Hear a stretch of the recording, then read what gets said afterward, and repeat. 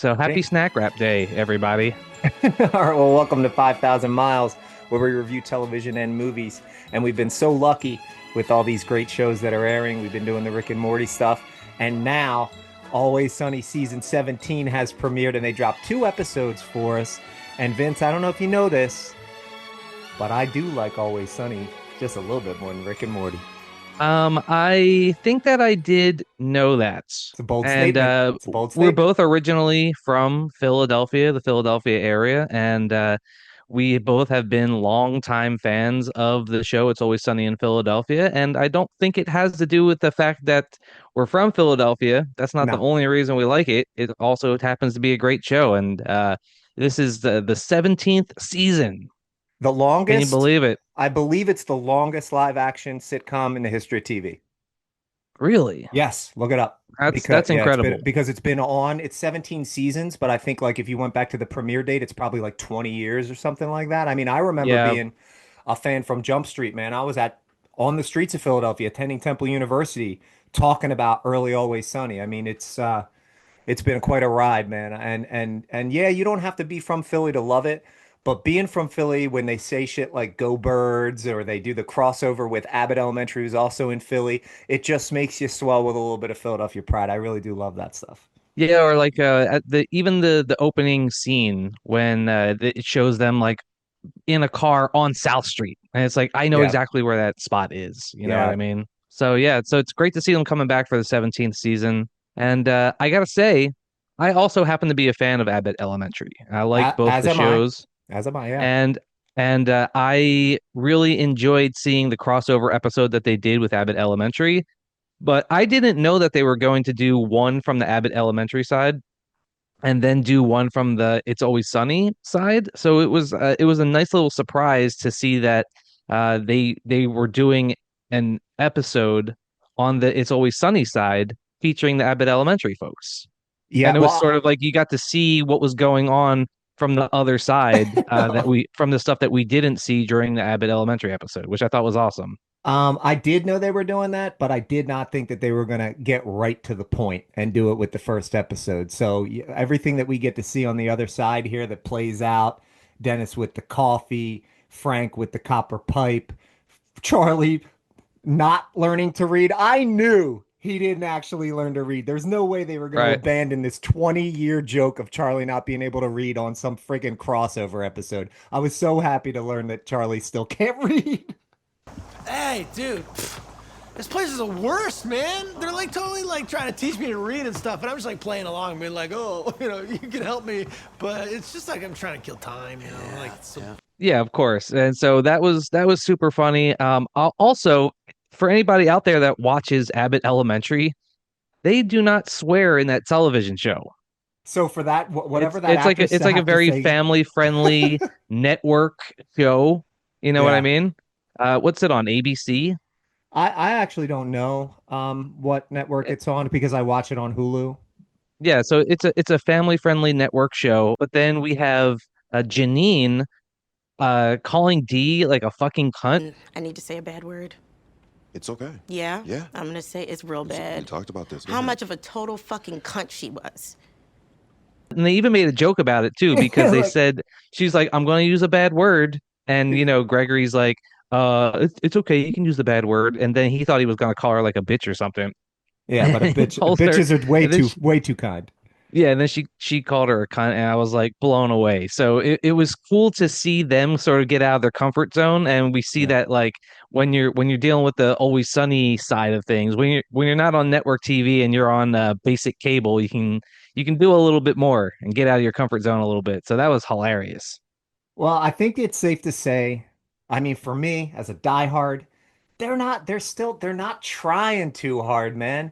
It's just still so easy for them. They're still at the top of their game. I mean, I loved both episodes, and of course, they're exploiting. They get into a scenario and they can't help but exploit it for all that it's worth, whether it be trying to form a boy band or the Billy Or Joel just straight cover up steel copper piping. or steal copper piping or sell coffee or anything they can do to be exploitative. And of course, Max there just trying to get his paper signed, kissing Ava's ass.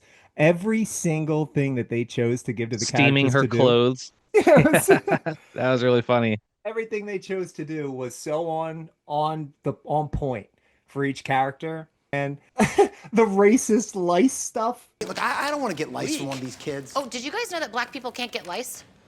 D, that's like crazy racist. No, that's just science. It's the lice who are racist. Okay, hold on. Racist lice, guys. Oh yeah, it was just absurd. And right on brand for the Always Sunny folks. It's just like D's like it's not me, it's the lice. It just That was that great to see. And then also how they were talking about 9/11 in oh the my Abbott God. Elementary one, and then they took that even further in the Always Sunny one. It was great to see. And I know that you and I are both big Breaking Bad fans. I'm assuming. Ah, I don't know if yes. you've ever seen the show Breaking Bad. Is it the goat? It's the goat. They make a Breaking Bad reference. In Breaking Bad, there's an episode where they use their chemistry setup to make coffee. Right. And at one point, Walter White sips the coffee and goes, "Why the hell are we making meth? Because the coffee is so good." It's the most amazing coffee you've ever had. You wouldn't believe it. Dude, sick. Give me a I'm cup. like Walter White over here. Yeah. And Yeah. so it was funny to see Dennis using the chemistry set and even make a reference to Walter White. And Bryan Cranston and Aaron Paul were on Always Sunny last season, so like it just Oh yeah, yeah, And that's a great episode, man. You want to talk about getting funnier and funnier on rewatch. yeah. Um, That's a fantastic That was a episode. great episode. So then bringing up Walter White again, I certainly loved. You got D. She can't shake the actress shit, right? There's a camera Right. in D's vicinity, and she believes she needs to be the star of the show. She's a dud. She's a giant dud, but I have an idea. You follow me around, make me the star of whatever this is, and I will make this shit pop, right? I'll steal her man. I'll expose her for the dud she is. What do you think? Like Yeah. she just can't shake it, and then she gets so mad that she attacks the cameraman. And you talk about the 9/11 debate. The fact that the two things, okay, so they start debating about a 9/11, which is hilarious. But then it goes to the conspiracy theory, where at one point Charlie's going, I don't even know if the towers existed. Debating whether they're like, did you ever see the towers? Not a picture of the towers, but have you ever seen the towers? I read online there wasn't even a plane. I'm starting to think there wasn't even towers, dude. I'd never been to them. Anybody seen the towers? With your Like, own eyes, not a picture. And they do such So, a yeah, that freaking was just- good job, man. Taking it to the most absurd comical level. Right. And then they're trying to set the bleachers on fire with a freaking flamethrower to see whether or not they can melt the metal. To see if the fire can melt the steel from the bleachers. Yeah, you think that the joke's over because it happened so far up in the episode, but then all of a sudden they flash to Mac and I think it was Mac and Frank, but I'm not sure. Yeah. And they're just torching it. Like, where'd they get a flamethrower? And I like that they brought the janitor in when they went to the bar, and they're like, "We want you guys to all have a free drink." And he goes, "Johnny Walker Blue." please enjoy a round of drinks on us. Johnny Walker Blue. No spirits. Chardonnay, please. Gosh, we don't have a bottle already open. He orders the most expensive thing that they could possibly have, Yeah, and which I thought was hilarious. I would have done the same thing. I love Yeah. Johnny Walker Blue. They're shutting them down with everything. They're like, no imports. We don't have a Chardonnay bottle open. They're Yeah, just shutting no them down. They're like, spirits. draft beer only here. Something that a lot of prestige shows have been doing is once they come back for their new season, they release a handful of episodes at the same time instead of just doing one. And they did release 2 episodes at once, which was nice to see. Yeah, I absolutely loved it. That we got two. I think it was pretty cool that the second episode was almost as much as I was looking forward to the Abbott Elementary crossover. I think the second episode was even funnier. As do I, and we'll get to that shortly. Just a couple more things to mention from the first episode. When they have Mel say jabroni, I gotta hand it to these jabronis because I didn't really like the original. that's a long-term Always Sunny joke. Mac using the term jabroni, like when he first says it in like season 6 or something like that. I think in Right. in the hockey episode, Charlie's like, I love this word jabroni that you're using. So for Mel, I think that was a real subtle way to throw in because Mel's like the Philadelphia-ist of those Philadelphia teachers. So Yeah. it was very smart for them. And I wonder if they were like, we'll throw this in for Always Sunny hardcore people to see if they notice the jabroni thing. So I did enjoy that. I also thought that this episode had a similar feel to the first episode of season 15, where they were coming off of COVID. And it's kind of this, they've been off for a while and they want to touch on a bunch of things as much as they can in in the first episode because they've been off for Right. a while. And so I Yeah. thought they did a great job. They introduced the Billy Joel song, and they mentioned like Caitlin Clark and Angel Reese, because that's shit that's going on in the WNBA right now. Right. They mentioned Ozempic cured Colin obesity. Ozempic. They mentioned Kaepernick again. Like they just found a clever way to be like, hey, we've been paying attention. We're pointing, we see this bullshit that's going on, and they just snuck it in there. Yeah, and then it was funny that they didn't know about Fallout Boy doing a reboot of that song as well. Every goddamn time we try a single thing, this goddamn Fallout Boy. Goddamn always a surprise. Oh, I mean the Ed Hardy jeans, the spiked hair. What's the eyeliner? And they're And then just furious about they're it. getting all mad about Fallout Boy. Yeah, it stole their idea. And Yeah, that was funny as well to see that. no doubt. So ultimately, I think that it was very clever and a great payoff that they sneak Price of Copper on the Rise into the Billy Joel song. Marijuana legalized. Price of copper's on the rise. When this is Frank's motivation to steal the copper the whole time, and then you Yeah, forget about and it, and he ripped it all out of the freaking wall at the end. and it's super funny too that just by coincidence we happen to be recording this episode on the day where there was just a bunch of new tariffs on copper being announced. So the episode has never been more prescient. That joke about copper Man, is so relevant even to this exact day. you got to give Rob so much goddamn credit with as busy as he is with Welcome to Wrexham. I'm in the middle of watching season 4 right now. It's so good. He's such a huge celebrity now, and he's still making time for his baby. And he's not mailing it in. He's not phoning it in. This And stuff's he's still clever. paying attention to the Yeah. price of copper And he's as still well. paying attention to the price of copper. Exactly. Well, that's actually what made me think of it, is that they could be Yeah. so keen when you'd think he has every right to have his head up his ass or like just paying attention elsewhere. And instead he's like still on the ground doing the dirty work, writing this Yeah, stuff.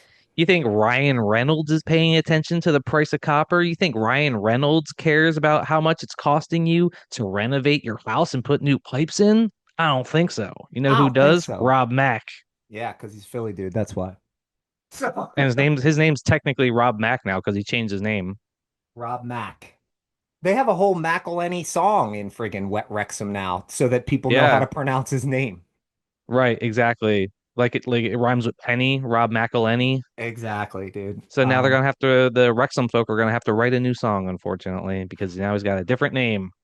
So did you have All anything right, else you so wanted to say about season or about episode 1? Because those were the highlights for me. I really thoroughly enjoyed it from every angle. no, that was all my favorite stuff, especially the Breaking Bad reference. So yeah, so you want to talk about the second episode? I'm telling you right now, dude, I liked it even more than I liked the first one. I Not only did I enjoy it, but it had some like real laugh out loud moments for me, yeah, especially the ending. So I won't say it right away, but yeah. we start off the episode with Frank watching the show. Is it Cake? This show, it's amazing. They get genius bakers to disguise cake as ordinary objects. It's nuts. Nobody gives a shit about cake, Frank. Which Is it I've Cake? seen. It's a fun show to watch if you've never seen it, where you get to look at something and tell if it's a real thing or if it's cake or not. And Mhm. then we also find out that Dee has been dumpster diving, and I like the fact that Charlie kind of gets a little defensive. He's like, "Whoa, whoa, whoa, you're going to dumpster now? Like, isn't that my territory?" That's my turf. Hang on. You going in the dumpsters these days? That's kind of my turf, no? I know, and I'm really sorry. It's not so bad in there, right? No, And so, no, I'm glad Yeah. you brought that up because I was certainly going to point that out, that they get right down to an old school character trait, because we all remember Charlie and Frank like in the dumpster eating food, staying out of the rain way back in God Yeah, knows season 2 or season 3. And then right. you said that is it cake, right? That made me think of this one of my favorite Always Sunny lines when their grandpop's dying in the bed and they're trying to figure out whether or not to pull the Pull the plug on plug. him, and there's all Right. these soups sitting around in the room, and Charlie starts eating one of the soups, And he goes, I made a choice. I ate the soup. Dennis is like, we're trying to decide whether or not to take a man's life, not whether or not to eat rancid soups. Oh, dude, it's just funny. So the is it cake stuff Was so good. And then is I great. really like the way that they structured this episode where they have the B story of the boys going to the rich person gala and then on the other hand you have D going through the stages of grief. And so she keeps experiencing different stages of grief and she finds the picture of that she supposedly drew as a little kid to of her and her dad and she has like this heartfelt moment and you feel like there's this like real character arc where you see that Danny DeVito isn't as calloused of an individual as No once chance. previously thought. Yeah, well, D wanting Frank to die is not a novel idea. There's an Right. episode very recently where Dennis and Dee take Frank out and he thinks they're going to kill him. They go to like a Right. beach and Right, right. he's actually disappointed in them that they're not going to kill him. So Dee That wanting they him to yeah, that they die. didn't kill him. Yeah, really all they wanted him to do was stop shooting his gun. One of my favorite episode or lines of the episode was when Dee's like, "Oh, that's why he's in a coma. It's not the decades of whores and drugs and living under sewers and bridges." Maybe it's because you tickled the man to death. Yeah. I think it was the tickling and not the decades of whores and drugs and living under sewers and Where does the bridges. expression come from then? Tickle a man to death. And I thought it was really interesting the way that this. All right, so the show's been around for 17 seasons. Danny DeVito's been with them for almost 2 decades. You know, he was For a sure. very early introduction, even though he wasn't part of the original cast. And when he came in, it was all supposed to be like he was this rich businessman, and they were trying to use him for his money. And now that we're 17 seasons into the show, the fact that like they thought he was dying really made them kind of re-examine like, hey, where's this whole thing going? You know, it made them think Yeah. about like the future of the bar and what they got into this for and what Frank's character was supposed to be as part of the show. And I thought it was a cool way for to have all those characters like re-examine all of their roles in the show and the direction that the show has been going and what they wanted to do with the bar wise. Uh, and then we see that that kind of all falls apart and at the end by the end. Well, But I I think thought that was ultimately they're never going to have any real growth. They're just short-sighted, manipulative narcissists, and there right. will And no at be the end of the any growth. episode, we see them realize that they're just back to square one because they ask him like, "Oh, what do you think about this idea of like the Starbucks but of dive bars?" And he goes, "No, that's a terrible idea." Reminds me, Frank, what do you think about Patty's as a global franchise? Like Starbucks for dive bars. He gets it? Yeah, Yes, that's yeah. it. It's a Yeah, terrible exactly. idea. I hate that idea. Stupid idea, man. Right. Stupid That's idea. why we That's need how you. dumb- That's why we need you, man. And they're like, okay, yeah, even though they spent the whole episode thinking that it might be a good idea. First of all, I thought it was funny to see these characters just casually doing coke because, you don't see that on TV very often. Like you'll see it on maybe like an HBO show or something like that where people go to a party or you're watching Euphoria and people are doing drugs, but like just Yeah. like a basic cable television show to have the Huh? main characters just casually doing cocaine in a bathroom. I thought it was striking as it was also funny. Yeah, well, I thought that was funny. the And then best of they them get they end away up with that shit, man. they accidentally end up doing meth as well. The guy gives them a bump and it turns out to be meth. And then he takes them to like a crack house and Yeah, I he's kind shooting up heroin of. between his toes. And that really made me think about the early days because there was the infamous Always Sunny episode where they get addicted to crack. Oh, dude, yeah, that's one of the best when they're sitting on the stoop. Got I what mean, I that's need. My That's Jay's. all the way. That's all the way back in like the early. Is that like season 3 or something So like that? my guess would be season 3 on the crackhead or when they get addicted to crack. Well, actually, that's Yeah, that they get on D and Dennis go on welfare. I think is the name of that episode. right. And then Um, Rob McElhenney is like, "Oh, did somebody get addicted to crack?" There's like that whole meme about that. yeah, And Frank's like what a you're great episode. you're crackheads, children.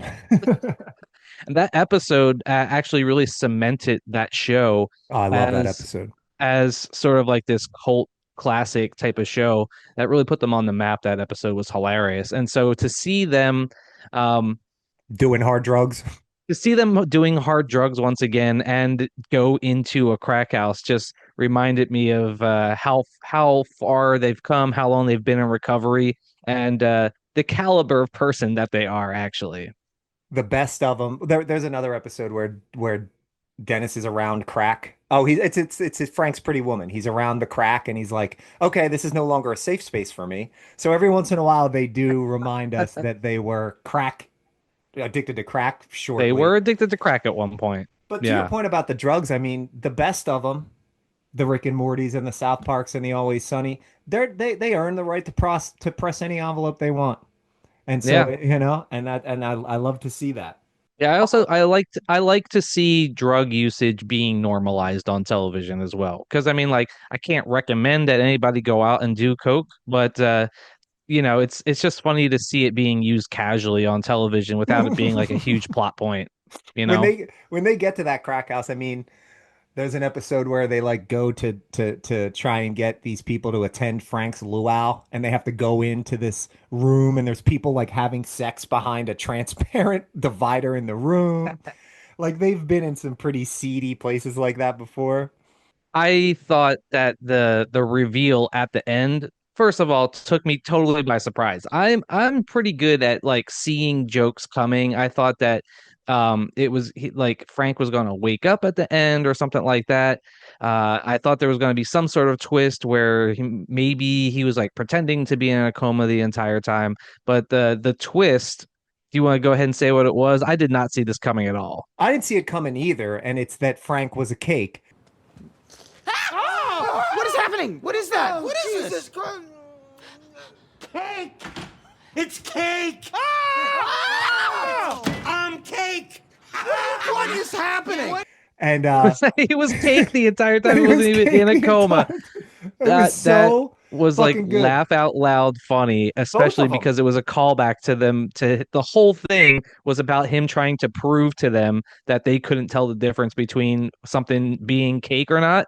Yeah. I thought that was brilliant. It It was really was. brilliant. Both payoffs. The copper pipe being torn out of the wall while they're supposedly doing them a favor and giving them a round of drinks Right, wasn't as good a payoff, but they both absolutely cracked me up and put exclamation points on both episodes. The copper joke right. and the cake thing. The both reveals were like But him being cake fucking was good. fantastic. And then at the very end of the episode, they're sitting around and they're eating the Frank cake, and they're like, "What is the hair? Oh, is the hair fondant? Oh yeah, that's really good." Yeah, and It the was nurse it aide was was hilarious. getting paid. The Yeah, nurse aide she was just a pastry chef the entire time. Oh my God, that was amazing. What an amazing episode. so And fucking good, and man. then it turns out that like he drew the fake D picture that she thought she Yep. drew as a little kid, and All of he it was he planted diabolical. it inside the gigantic asses porno magazine. It was the whole thing was great the entire time. Yeah, a couple other laugh out loud stuff that I jotted down. Um, First of all, that magazine, Big Ass Butts 1973. This looks promising. Big ass butts? 1973? God damn it! Big ass butts is funny. Because my most prized possession, I knew it was going to be a joke, but Right. no way did I think it was going to be that fucking funny. Big ass butts. Yeah. Meanwhile, she wants to get a fake ass with the money she's going to inherit, and then Yeah, she and that's what she decides says. she's going to Let keep me her take at least look at what I'm never gonna have.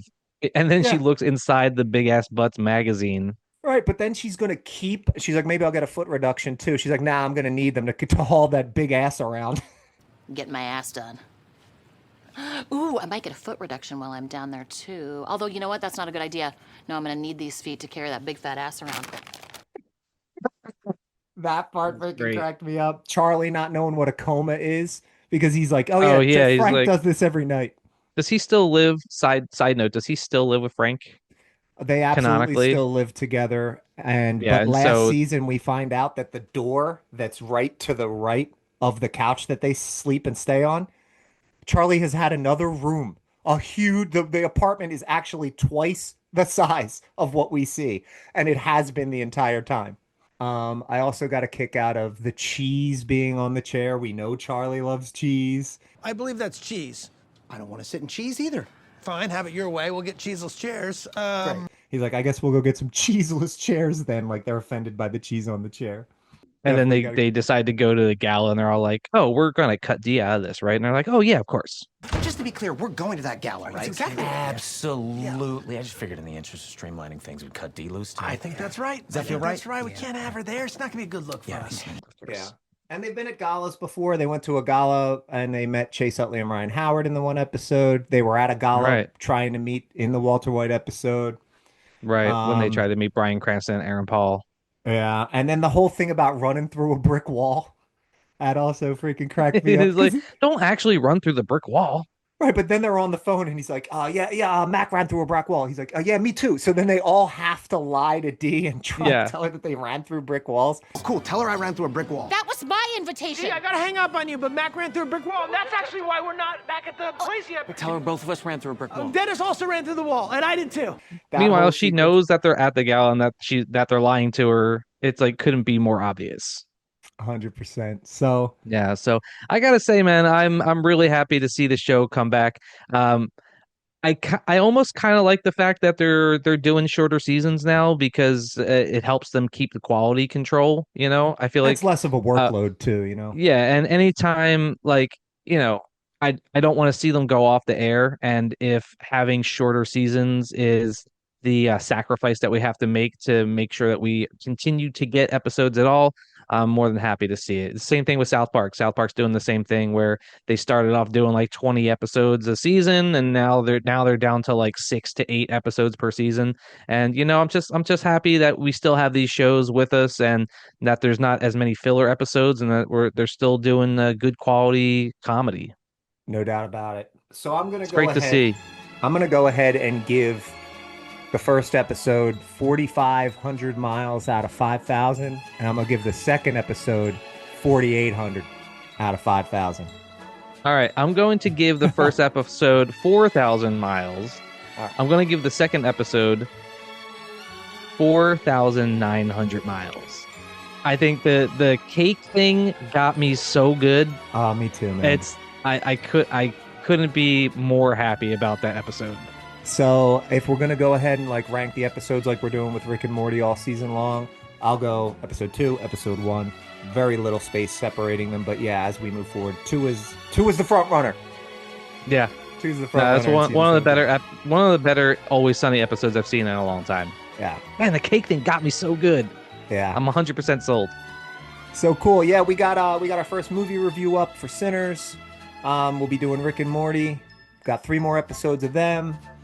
And then we'll be doing Always Sunny. Yeah, we'll be doing South Park. All kinds of good content coming. So don't forget to like and subscribe, and keep your eyes peeled for more good reviews and whatnots.